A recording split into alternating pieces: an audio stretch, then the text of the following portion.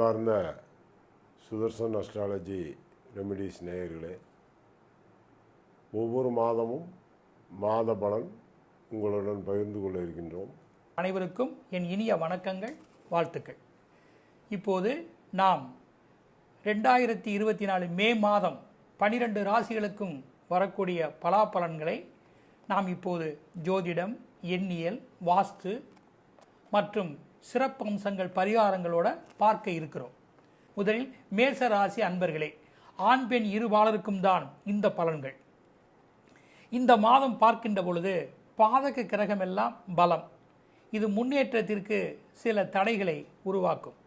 சதிபதிகள், பிள்ளைகள், பெற்றோர்கள் இவர்களிடம் நீங்கள் மிகவும் இங்கிதமான ஒரு நிலையோடு எதிலும் செயல்பட வேண்டும்.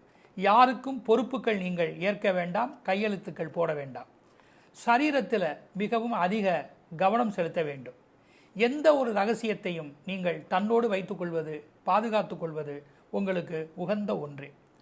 கடன் நிர்பந்தம், சொத்து பொருள் விற்பனை இதனுடைய நிலைகள் ஏதேனும் ஒன்றில் நீங்கள் ஈடுபட நேரும். எதற்கும் கோபதாபம் கொள்ளாமல், அடிக்கடி எந்த வகையிலும் ஒரு பலவீனங்களுக்கு ஆட்படுத்தி கொள்ளாமல் தன்னை தற்காத்து கொள்வதும், தன் ஆரோக்கியத்தை பார்த்து கொள்வதும், இறை வழிபாடும் தெய்வீக சேவைகளும், பிறரோடு ஒரு நல்ல சுமூகமாக போய்வதும் நீங்கள் அதை கண்டிப்பாக மேற்கொள்ள வேண்டும். குடும்பத்திலும் கூட எந்த வகையிலும் நீங்கள் அனுசரித்து போவதே உங்களுக்கு மிகவும் உகந்த ஒன்றாக இருக்கும். இந்த மாதத்தில் 1, 2, 3, 11, 12, 18, 19, 20, 28, 29, 30, 31 இந்த தேதிகளில் மட்டும் உங்களுக்கு அதிர்ஷ்டமான வாய்ப்புகள் கைகூடி இருக்கின்றன. அப்போது உங்களுடைய முயற்சிகள், காரியங்கள், உங்களுடைய முதலீடுகள், எதிர்பார்ப்புகள், செய்ய வேண்டிய நிர்பந்தமான விஷயங்கள் இவற்றையெல்லாம் நீங்கள் எடுத்து செய்தால் எந்த வகையிலும் இறையருளால் அத்தகைய நற்பலன்கள் நல்ல விதமாக கைகூடும். குறிப்பிடப்படாத தேதிகளில் நீங்கள் கவனமோடு இருப்பதில்லாமல் தெய்வ வழிபாடும் தொழுகையும் ஜபமும் கண்டிப்பாக செய்து கொள்ள வேண்டும்.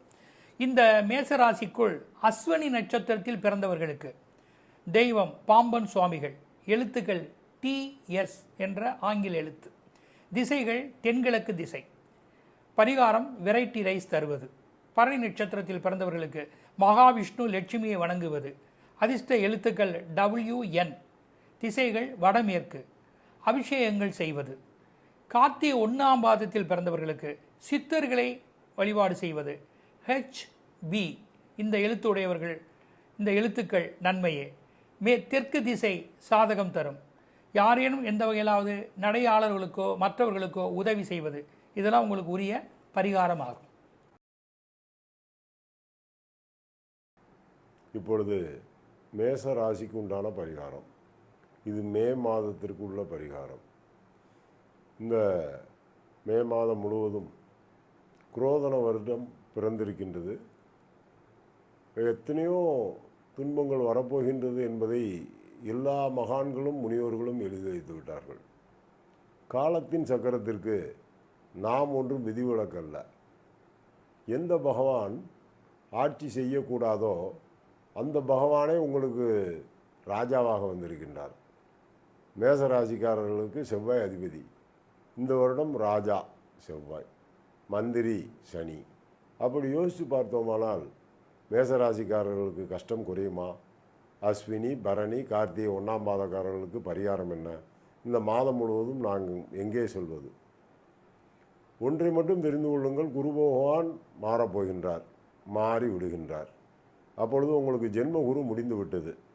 ஜென்மத்தில் குரு வரும் பொழுது கடவுள் ராமனின் மனைவியாகிய சீதை ராவணன் சிறையிலே என்று ஒரு பாடல். அப்பொழுது ஜென்ம குரு உங்களை எப்படியெல்லாம் வாட்டி வைத்திருக்கும் என்றதும் எனக்கு தெரியும்.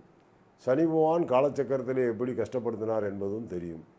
அன்பிற்கும் உண்டா அடைக்கின்றால் ஆர்வலர் புன்கணீர் பூசல் தரும் என்பது போல் வள்ளுவ பெருந்தகையின் வாக்கின்படி மேசராசிக்காரர்கள் சங்கடம் நிறைந்த வாழ்க்கையில் வாழ்ந்து கொண்டிருந்தார்கள்.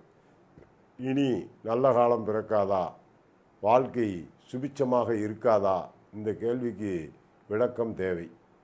ஒன்றை தெரிந்து கொள்ளுங்கள், ஒரு குரு மாறிவிட்டாலும் சனி மாறிவிட்டாலும் குருவுக்கு 3 மாத காலம் மாறிய பின்பு பலன் சற்றுக்கு நிதானமாக கிடைக்கும். சனி பெயர்ச்சி ஆகிவிட்டால் 8 மாத காலத்திற்கு அந்த தாக்கம் இருந்து கொண்டே இருக்கும். அப்படி பார்த்தோமானால் நம் கண்கள் இருண்ட நிலையில் இருப்பது போல் ஒரு கோலம். இதற்கு மேசராசிக்காரர்கள் கோலவெளி அம்மன் என்று ஒரு அம்மன் இருக்கின்றாள். அவள் எங்கே இருக்கின்றாள்? சென்னையிலே வானொலி நிலையத்திற்கு அடுத்தாற்போல் கோலவெளி அம்மன் கோயில் என்று ஒன்று இருக்கின்றது. எனக்கு ஜென்மகுரு வரும்பொழுதெல்லாம் அங்கே சென்று அந்த தேவியை வழிபாடு செய்வேன். அங்கே சென்று என்ன வழிபாடு செய்தால் நமக்கு காரியம் சாதிக்கப்படும்? உண்மையிலேயே அங்கு சென்று ஒரு எலும்பிச்சம்பழத்தை வெட்டி அதை எல்லோரும் திருப்பி வைத்து போடுவார்கள். ஆனால் நாம் உரித்து விட்டு உள்பக்கம் வெள்ளையாக இருக்கும் பக்கத்திலேயே நெய்யை ஊற்றி தீபம் ஏற்ற வேண்டும். அதில் என்ன சொல்லி ஏற்ற வேண்டும்? என்னுடைய கண்களையே உனக்கு காணிக்கையாக தீபமாக ஏற்றுகிறேன் என்று சொல்லி வழிபடுபவர்களுக்கே அந்த பலன் கிடைக்கின்றது. இது மேசராசிக்காரர்கள் இந்த மாதம் அந்த தெய்வத்தை நினைத்து நீங்கள் வழிபாடு செய்ய வேண்டும். அப்படி செய்தீர்களானால் கோலவெளி அம்மனுடைய உதவியால் நிச்சயமாக உங்களுக்கு வராத பணங்கள் வரும், பண கஷ்டங்கள் நீங்கும், மூடப்பட்ட தொழிற்சாலைகள் திறக்கும், பேங்குகளில் அடைபட்ட விஷயங்கள் நன்றாகவே இருக்கும்.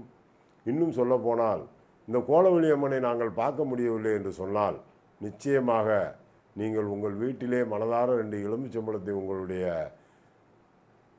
பூஜை அறையிலே வைத்து அதற்கே கோலவெளி அம்மனாக நினைத்து நீங்கள் வழிபாடு செய்யலாம். ஏனால் மன்னன் கட்டிய கோவிலில் சிவன் வரவில்லை, பூசலார் மனதில் கட்டிய கோயிலிலே அங்கே இறைவன் வாழ்ந்தான். மன்னனுக்கும் மனிதனுக்கும் ஒன்றும் பெரிய வித்தியாசம் கிடையாது, ஆனால் மகான்களுக்கு வித்தியாசம் உண்டு. எனவே சொல்கின்றேன், மேசராசிக்காரர்கள் கோலவெளி அம்மனை நினைத்து நான் சொன்னது போல் நீங்கள் பூஜை செய்யுங்கள், நிச்சயமாக வெற்றியடைவீர்கள் என்பதை கேட்டுக்கொள்கின்றேன்.